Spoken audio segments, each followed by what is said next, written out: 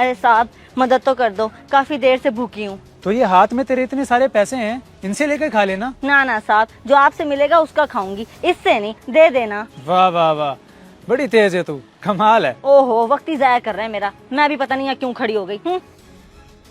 अच्छा बात सुन, अगर तू मेरे साथ जुड़ जाए ना तो हम बहुत सारा पैसा कमा सकते हैं। ओ साहब जबान संभाल के, मैं ऐसी वैसी लड़की नहीं हूँ, मांगती जरूर हूँ मगर इज्जत से। हाँ बात तो तेरी सही है, मिनिस्टर जैसी इज्जत है ना तेरी। और बेवकूफ औरत, अगर मैं तुझे पीरनी बना के बिठा दूं और लोगों को तेरे पास ले आऊं तो हम बहुत सारा पैसा कमा सकते हैं।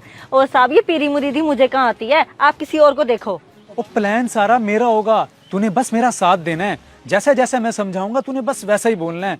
इतना पैसा होगा कि तू ये भीख शीख मांगना भूल जाएगी। सोच जरा। इतना पैसा।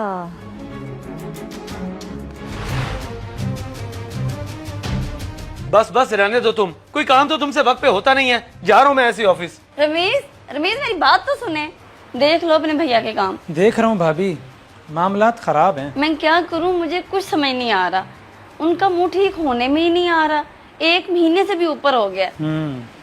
भाभी मुझे एक औरत का पता चला है, हिसाब वगैरह करती है, बहुत पहुंची हुई है। अगर उसके पास चल के आप अपना मामला बता दें तो। मुझे मंजूर है भाई, ले चलो मुझे उसके पास। बस रमेश का मेरा रवैया ठीक हो जाए, मुझे और कुछ नहीं चाहिए। मैं अभी चादर उठा के आई।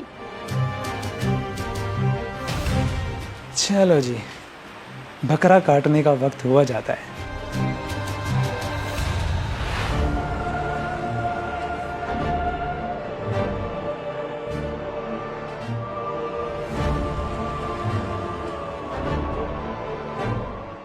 अस्सलाम वालेकुम बीबी जी। वालेकुम अस्सलाम। आओ आओ आमना आओ। अरे आपको मेरा नाम कैसे पता? मैं तो आपको पहली दफा मिल रही हूँ। सिर्फ नाम नहीं, मुझे मेरे मोक्कलों ने ये भी बता दिया है कि तू शोहर की किस परेशानी में मेरे पास आई है। और भी कुछ बताऊं या काफी है? वाह वाह वाह, मैं तो मान गया बीबी जी को, इतने मजबूत मोक्कल। देखें ना बीबी जी, करें हिसाब, क्या मामला है, बस हल करें इस मामले को। हिसाब कर चुकी हूँ, बड़े ही सख्त तवीज हुए पड़े हैं। इसका तोड़ तेरी पहनी हुई किसी सोने की चीज पर होगा। जितनी बड़ी चीज उतना मजबूत अमल। बड़ी चीज? भाभी अपना कंगन उतार के दे दें, सोचे ना, मौका बहुत अच्छा है। कंगन कैसे दे दूं भाई? भाभी अगर भैया का मामला हल करवाना है तो किसी न किसी चीज की कुर्बानी तो देनी पड़ेगी ना। या फिर चलें, छोड़े घर चलते हैं। नहीं भाई, घर तो नहीं। जी बीबी जी, ये ले, बस आप करें मामला हल। बस अब तू बेफिक्र हो जा, इस पर सख्त पढ़ाई करके तोड़ हो जाएगा। फिर मेरे मोक्कल इसको कहीं दफना आएंगे, दोबारा कभी परेशानी नहीं होगी तुझे। जी ठीक है बीबी जी। अब दोबारा कब आना है? मिठाई के साथ ही आएगी अब तू बहुत जल्द। जा, शाबाश, खुश रह।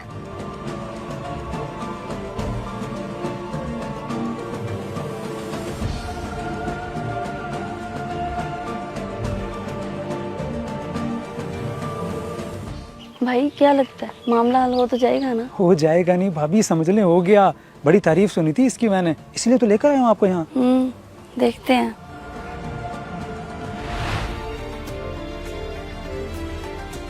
हाथ धोकर पीछे पड़ गया बॉस तो मेरे। अगर यही हाल रहा ना, मैंने भाई कंपनी चेंज कर लेनी है। ऐसा तो मत बोल, अच्छे की उम्मीद रख। पता नहीं क्यों लगती है बॉस को तुझसे इतनी। फेवरेटिज्म भाई, फेवरेटिज्म। मेरी मेहनत नहीं नजर आती बॉस को, चाहे जितना भी हार्ड वर्क कर लूं मैं।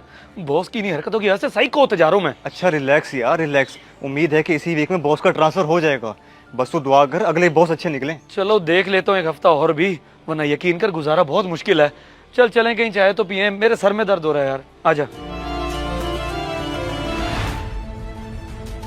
क्या पीढ़ी की वजह से मामला हल? खैर तो है बहन, क्या कह रही है तू? मैं सच कह रही हूँ यार, मैं जब से उससे होके आई हूँ, रमेश के मूड में काफी बेहतरी आ गई है। भाई मुझे तो ये पीरो शीरो पर बिल्कुल भरोसा नहीं, सब फ्रॉडी होते हैं। तू बस नमाज पढ़कर दुआ किया कर। वो भी करती हूँ भाई, बस मैंने तुझे बताना था कि मेरा मामला तो हल हो गया। अगर तुझे भी कोई परेशानी हो तो लाजमी जाई, पता मैं बता दूंगी। अच्छा बहन, देख लूंगी। वैसे अल्लाह का शुक्र है मैं उन औरतों में से नहीं जो जरा से मसलों में पीर बाबू का सहारा ले। अल्लाह हाफिज। हाँ भाभी, अब ये क्या कहती है? ना भाई, ये भी कहती है इसे जरूरत नहीं है। चलें, अपनी किसी और दोस्त से भी पता कर लीजिएगा, शायद आपकी वजह से किसी का भला हो जाए भाभी। हाँ सही बात है भाई। ठीक है भाभी, मैं फिर बाजार जा रहा हूँ। अगर किसी चीज की जरूरत हो तो मुझे कॉल कर दीजिएगा।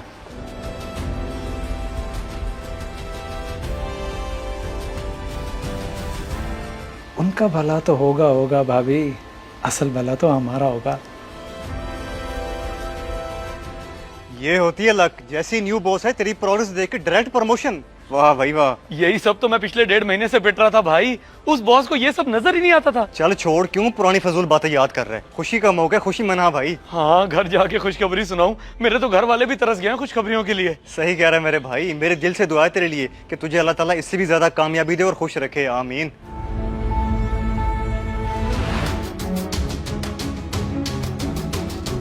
आमना, कहाँ हो बेगम?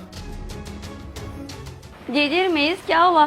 बड़े खुश लग रहे हैं। खुश कैसे ना हो बेगम, मेरी प्रमोशन हो गई है। नए बॉस आए, उन्होंने मेरी प्रोग्रेस देखी, फौरन प्रमोट कर दिया। शुक्र है, अब तो डबल मिठाई पक्की बीबी जी की। बीबी जी मिठाई? क्या मतलब, कौन सी बीबी जी? वो मैं आपके रवैये से परेशान होकर एक बीबी जी के पास गई थी। नमान लेके गया था मुझे, उन्होंने अमल किया और देखे सारे मामले हल हो गए आपके। वाह, बीबी जी ने हल करवाया और मेरी मेहनत जाए बाढ़ में। कुछ दिया भी था उन्हें या मुफ्त में? बस वो एक कंगन की कुर्बानी दे दी, क्योंकि पढ़ाई गोल्ड पे होनी थी ना। वाह वाह वाह वाह वाह, कमाल है। चलो फिर कटे चलते हैं मिठाई देने। इतनी पहुंची हुई बीबी जी को मैं भी मिल लूं जरा। नुमान लेके गया था, लेकिन जगह याद है मुझे। मैं नुमान को फोन कर दूंगा, वो वहीं आ जाएगा। अभी तुम तो चलो, आ जाओ। चल चल चल, निकल यहाँ से, उठ। पर साहब क्या हुआ, कुछ बताएं तो। सब बताता हूँ, तो यहाँ से तो चल। पर चादर। लानत बे चादर पे, चल।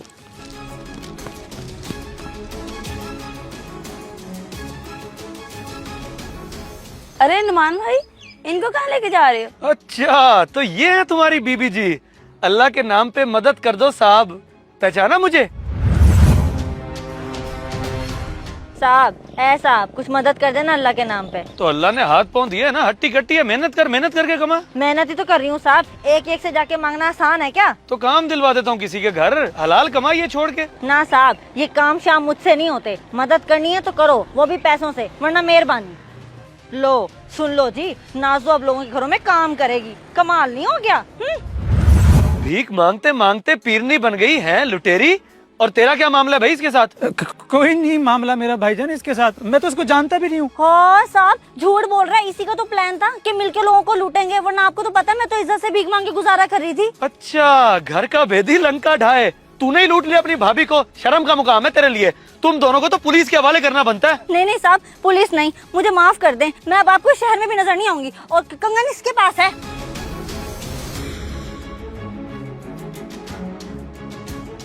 शर्म आती है नुमान भाई? मैं तुम्हें सगे भाइयों की तरह समझती थी और तुमने।